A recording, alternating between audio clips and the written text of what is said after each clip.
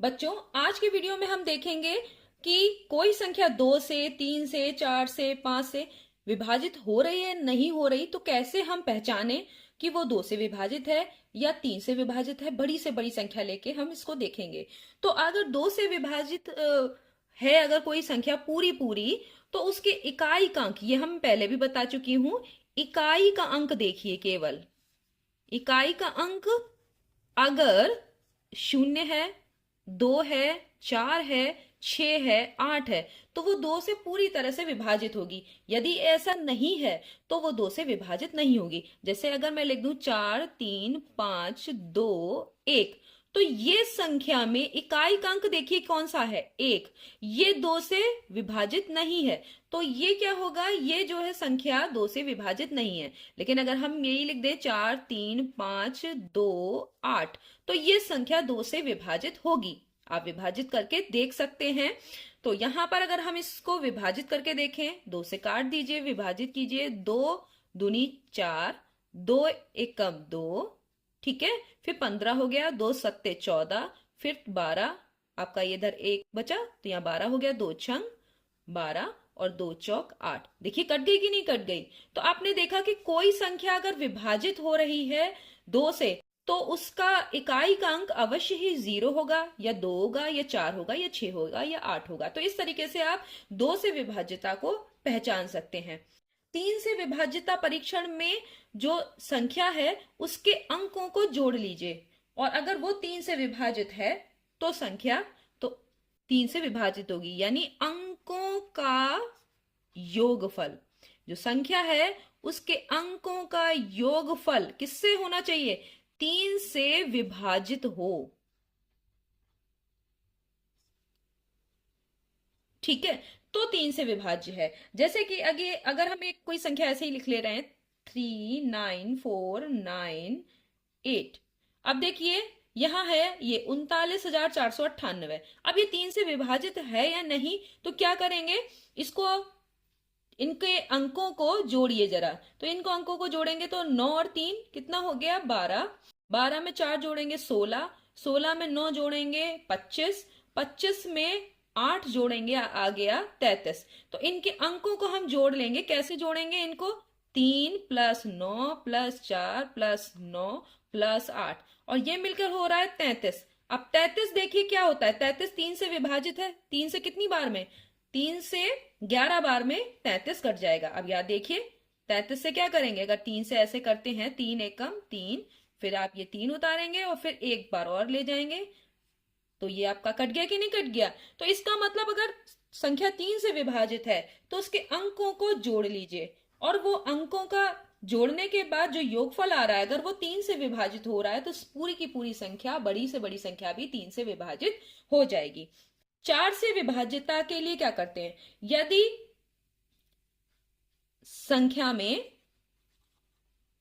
संख्या के अंतिम दो अंक का मतलब क्या होगा, इकाई और दहाई का अंक, दो अंक 4 से विभाजित हों, तो संख्या क्या होगी, 4 से विभाजित हो जाएगी। जैसे अगर यही संख्या देखिए, तो क्या इस संख्या में 4 से विभाजित होगी, नहीं, ये 4 से विभाजित नहीं हो रही।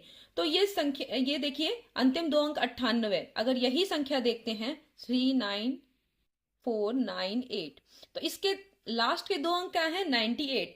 तो अब 98 को अगर 4 से डिवाइड करेंगे, यानी काटेंगे, विभाजित करेंगे, तो 4 दूनी 8, ठीक है। और उसके बाद कितना बचेगा, 1, तो 18 हो गया। फिर 4 चौक 16, 18 फिर आता नहीं है, तो इसका मतलब है ये संख्या जो है वो 4 से विभाजित नहीं होगी। लेकिन अगर यहीं पे यह लिखा होता 39428, तो क्या होता, तो ये कट जाती। कैसे कटेगी, काट के देखिए, विभाजित हो जाएगी, क्योंकि लास्ट के दो अंक क्या है, 28, और 4 सत्ते 28, ये कटता है। तो अभी पूरी संख्या भी कटेगी। आप ये विभाजित करके देखिए 4 से, तो आपको ये समझ में आ गया कि ये संख्या के अंतिम दो अंक 4 से विभाजित होने चाहिए। तो अब करके देखते हैं, 4 नैम 36 हो गया, 3 बचे 34 हो गया, 4 अट्ठे 32, कितना बचा, 2 बचा, हर बार घटाते जाइए, और अब क्या उतारेंगे, ये आपने 4 उतारा था, अब उतारेंगे आप 2, 22, 4 पंजे 20, बचा 2, अब क्या उतारेंगे 8, और अब क्या हो जाएगा 4 सत्ते 28। देखिए पूरी पूरी कट गई कि नहीं, कुछ नहीं बचा, तो आपका शून्य बचा यहाँ पे। तो अब क्या हो गया, तो आपको समझ में आ गया कि 4 से विभाजित परीक्षण में क्या करते हैं कि संख्या के अंतिम 2 अंक देख लेते हैं, अगर वो 4 से विभाजित है तो पूरी संख्या कितनी भी बड़ी हो 4 से कट जाएगी। 5 से विभाजित परीक्षण बहुत आसान है, इकाई का अंक बस देखना है।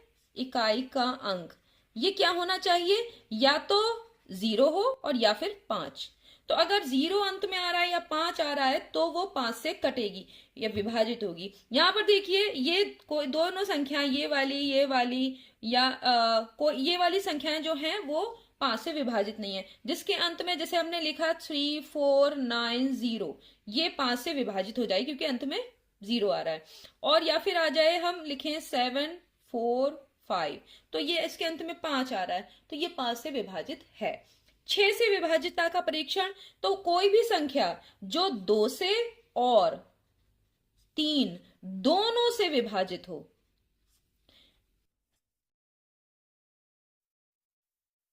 तो वो संख्या जो हो, कोई भी संख्या जो 2 से भी कट रही हो, 2 से भी विभाजित हो और 3 से भी विभाजित हो, तो वो संख्या क्या होगी, वो 6 से भी विभाजित हो जाएगी। जैसे कि अभी आपने एक विभाजिता परीक्षण में ये वाला देखा था, तो अगर यही हम अंक ले लेते हैं, यही संख्या लेते हैं, यही, तो देखिए 39498, ठीक।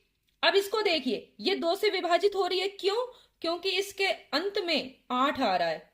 8 आने का मतलब क्या है कि ये 2 से विभाजित हो जाएगी। और 3 से क्यों विभाजित है, क्योंकि अंकों का योग अभी आपने किया था, ये अंकों का योग ये 33 आ रहा था, यानी ये 3 से विभाजित थी। तो ये 3 से भी विभाजित, 2 से विभाजित, तो ये किससे विभाजित होगी, 6 से भी पूरी पूरी विभाजित होगी। तो इसको एक बार चेक कर लेते हैं।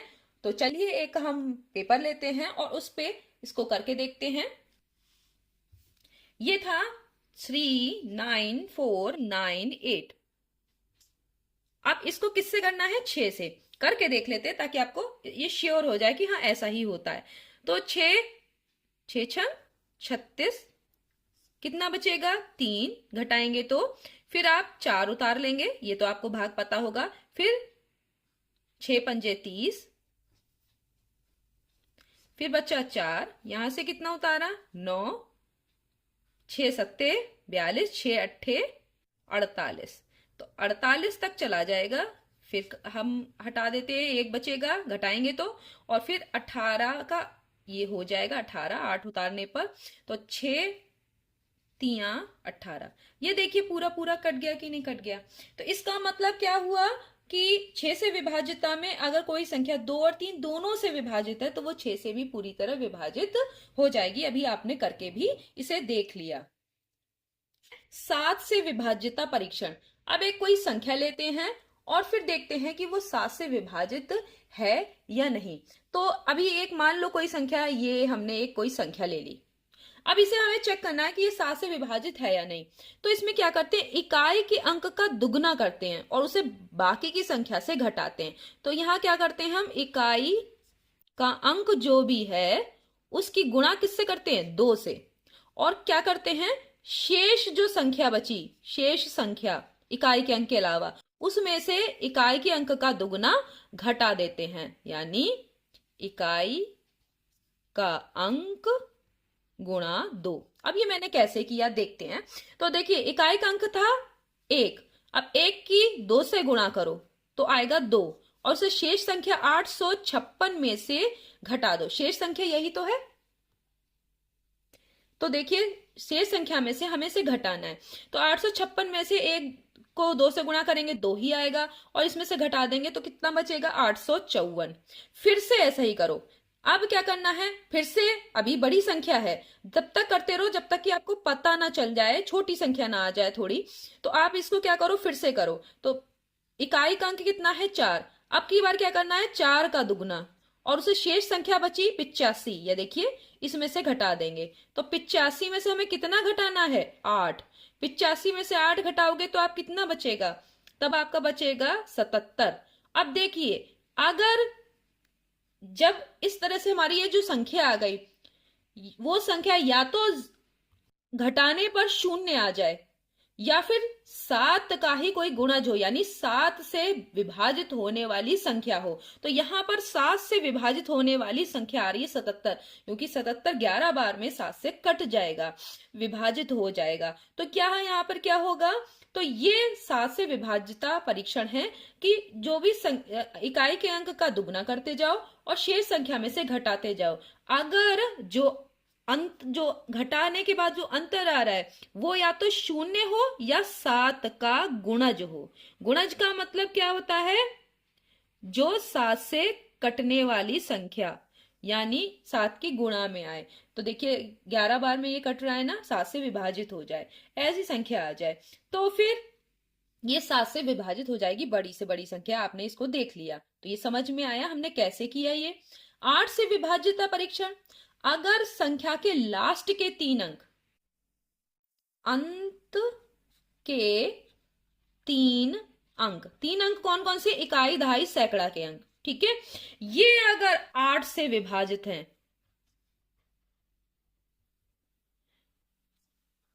तो संख्या कितने से कट जाएगी, 8 से पूरी तरह से विभाजित हो जाएगी। जैसे मैं कुछ भी लिख देती हूं, ये देखिए मैंने एक संख्या लिख दी। अब इतनी बड़ी संख्या है, ये 8 से विभाजित है या नहीं कैसे पता लगाएं, तो संख्या के लास्ट अंकों को देखिए, 3 अंक, अंत के 3 अंक ले लिए। इसमें देखिए 8 से अगर इसे काटे तो 8 सत्ते 56 और 8 एकम 8, ये कट रही है, ठीक है।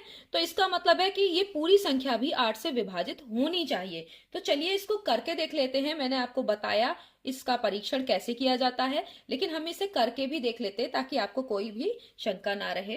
तो यहां पर हमने 8 से विभाजित करना है 4,56,568 को, ठीक है। तो 8 पंजे 40 गया, और उसके बाद 5 बचेगा, आप 6 उतारेंगे, 8 सत्ते 56, फिर आप कितना उतारेंगे, पूरा पूरा चला गया, अब बचेगा 5। अब आप 0 लगाएंगे और ये 6 भी उतारेंगे। क्यों, क्योंकि जो आपने उतारा था वो 8 से कम था, तो अब उसमें जा नहीं सकता, तो एक साथ दो अगर उतारने पड़ रहे हैं तो आप एक यहां पर भागफल में एक 0 लगाएंगे, ठीक है। तो यहां हो गया 56, तो फिर 8 सत्ते 56, और फिर अब आप क्या उतारेंगे, क्योंकि ये पूरा पूरा कट गया, 8 उतारेंगे, 8 एकम 8। ये देखिए कट रहा है कि नहीं, विभाजित हो गई, पूरा पूरा शून्य आया आपका यहाँ पर। शेष फल अगर कुछ भी ना बचे, शून्य बचे, तो इसका मतलब क्या हो गया कि वो विभाजित हो रही है पूरी तरीके से। तो यहाँ पर देखा कि अंत के अगर 3 अंक 8 से विभाजित हो रहे हैं तो वो संख्या 8 से विभाजित होती है। 9 से विभाजिता परीक्षण का मतलब है कि जो संख्या के अंत में जिस संख्या के सभी अंकों को योग करिए, जैसे कि आपने 3 में किया था। देखिए अगर हम कोई भी संख्या ले लेते हैं, 7, 3, 2, 8 और 7, मैंने एक कोई संख्या ऐसे ही लिख ली है। अब देखना है कि संख्या के अंकों का योग करिए।